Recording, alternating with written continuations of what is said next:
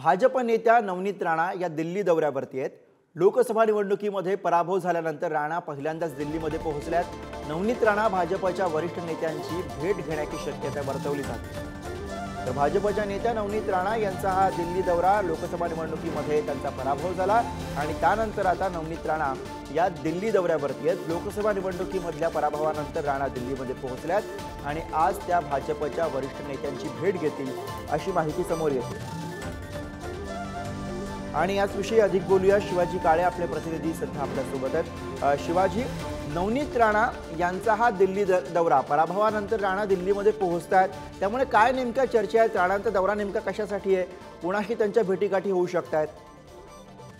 खरं तर नवनीत राणा यांचं पुनर्वसनचा मुद्दा सगळ्यात महत्वाचा आहे। पंकजा मुंडे यांचा देखील आहे आणि राज्यातील 2 जागा ज्या आहेत त्या रिक्त झाल्या आहेत। उदयनराजे लोकसभेत निवडून गेले आहेत आणि पियुष गोयल देखील लोकसभेत निवडून गेलेले आहेत आणि 2 जागा ज्या आहेत त्या राज्यसभेच्या रिक्त आहेत।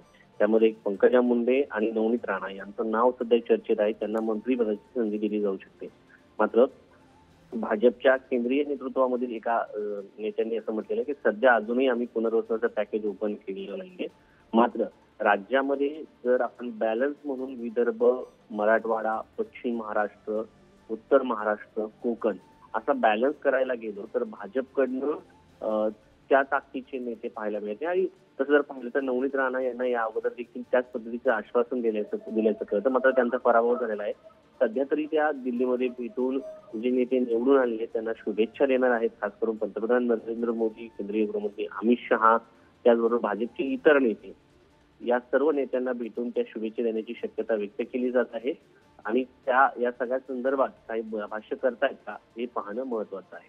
अर्थात धन्यवाद शिवाजी या सगळ्या सविस्तर माहितीसाठी।